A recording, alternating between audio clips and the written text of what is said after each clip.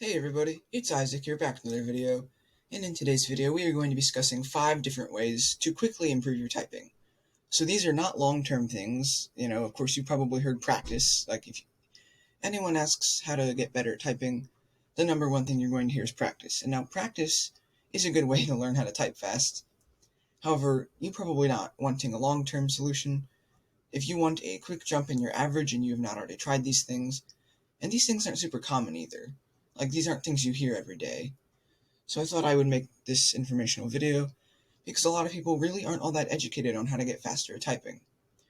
So, before we get into this video, there's something super important you guys need to know, and that's that I probably won't be able to upload daily for the next few months. I'll be uploading maybe every other day, but I am in both Scholastic Bowl and track. I know I mentioned this in another video, but I was kind of at the end, and I assume most people didn't hear it.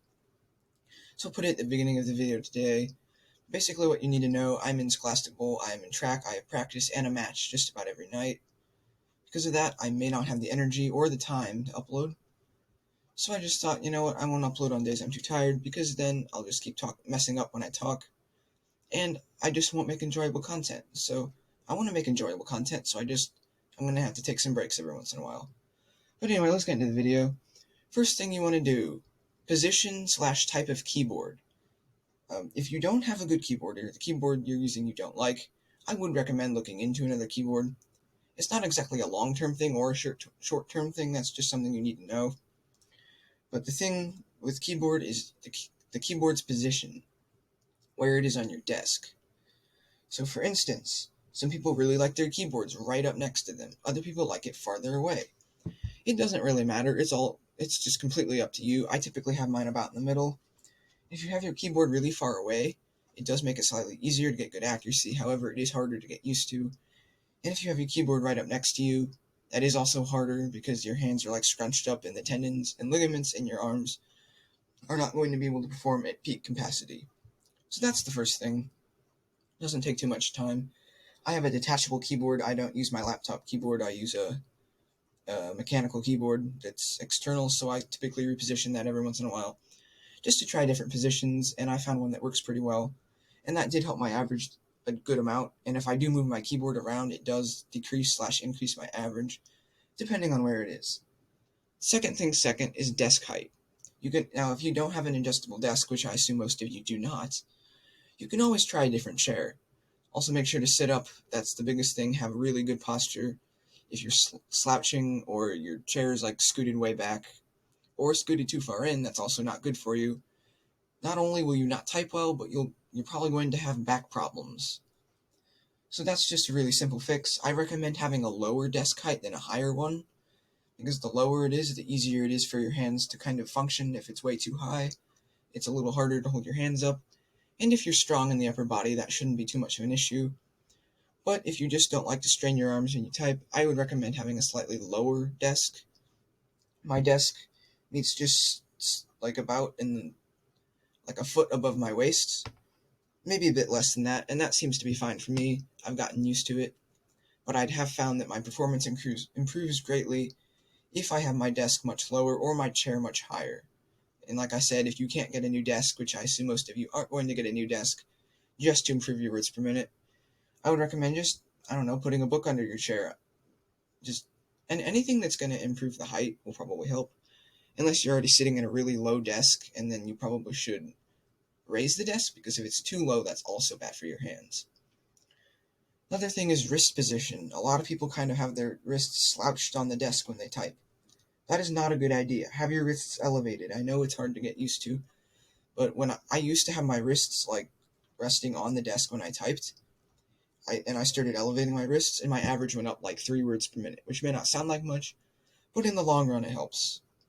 Another thing, and I cannot emphasize how important this is, keep your room and or your hands warm, and your wrists too, because your wrists are important when you're typing. If you're sitting in a cold room, and I'm sure everyone who's had cold hands has experienced this, if you are typing with cold hands, it's extremely hard. This is because the coldness somehow makes your tendons and ligaments and muscles harder to move. I don't know exactly what the science is behind that, but I know that it makes it super hard to move your fingers around fast. So what I recommend, now I have a space heater in my room, like just one of those heaters that you plug into the wall, turn it on, and I typically keep my room pretty warm, like uncomfortably warm, and I've gotten used to it. But everyone comes in my room, they say, "Wow, why do you keep your room so warm?" I say, "Well, it's more comfortable," and that's true, but it's also true that I like to keep my room warm because then I don't have to constantly run my hands under hot water. Now, if you have a cold room and you can't do anything about that, and I don't recommend turning up your thermostat too much because that'll drive your electricity bill through the roof, run your hands under hot water. It's super easy. Just have, like, for me, it takes a little while because my sink, for whatever reason, does not like to heat the water up very fast. I guess that's the water heater's job, not the sink. But anyway, I run it for about a minute and then it's nice and warm. I would actually make it warmer than you would like because that will keep your hands longer, or keep your hands warm longer. Run your hands under the hot water for about 2 minutes. Make sure to get both sides of your hands and your wrists. I even go up to my forearms sometimes because that seems to help. And stretch out your hands before you type. If your hands are warm but they're stiff, like maybe you just came in from outside and you're cold, run your hands under hot water is not going to fix it. You're going to have to stretch your hands out a bit too. I don't recommend constantly cracking your knuckles because I think there have been studies done that show it's not bad for your hands, but there have also been people that say it is bad for your hands. There's no like long term, I don't know. But anyway, just don't constantly crack your knuckles. It's not good for your hands. At least that's what I've been told. I'm pretty sure that's a myth. But still, it's just good to go out of your way to not crack your knuckles. Although it does help stretch out your hands. Like when you stretch out your hands, press each finger to your palm as far as it can go, and keep your other ones up. Do that, and you're going to feel the tendons and ligaments in your wrists stretch out and relax. That's perfectly normal. It also really stretches out your hands. Make sure also when you run your hands under hot water that you dry them off really good. Because if your hands are wet, the water will get cold and will make your hands really cold. Because water is really good at water is really good at changing temperature in objects. So if the warm water on your hands turns cold, it's going to freeze your hands pretty fast. So make sure that you dry your hands off. And the last one is, and as you can notice probably, my screen is huge. Like when I'm in a race, I don't have to use single line. I can do multi-line just fine. I recommend making your screen larger because the easier you can see the text, the more easy you can type. Now, I don't have the greatest eyesight. I do have glasses, and that does help. And my glasses are decently strong prescription. However, I still have it zoomed in pretty well because I've noticed that if I cannot see the text, I make a ton of mistakes. That's another thing to keep in mind, is don't make mistakes. And I do recommend using multi-line. I know a lot of people like using single line, but multi-line, you can see ahead. I made a video on that if you want to go check that out. That's pretty much it for today. So today was just kind of a short video. 5 easy ways to make your typing improve just about instantly. If you've already tried these methods, let me know how they work. If you have any of your own methods, I'm always looking for new ways to improve my typing. Make sure to comment down below. Another thing, we are very, very close to hitting 50 subscribers, I believe. At the time of recording this video, we only need 5 more subscribers. So it'd be great if you could like and subscribe, and also comment down below what you want me to do for 50 subscribers.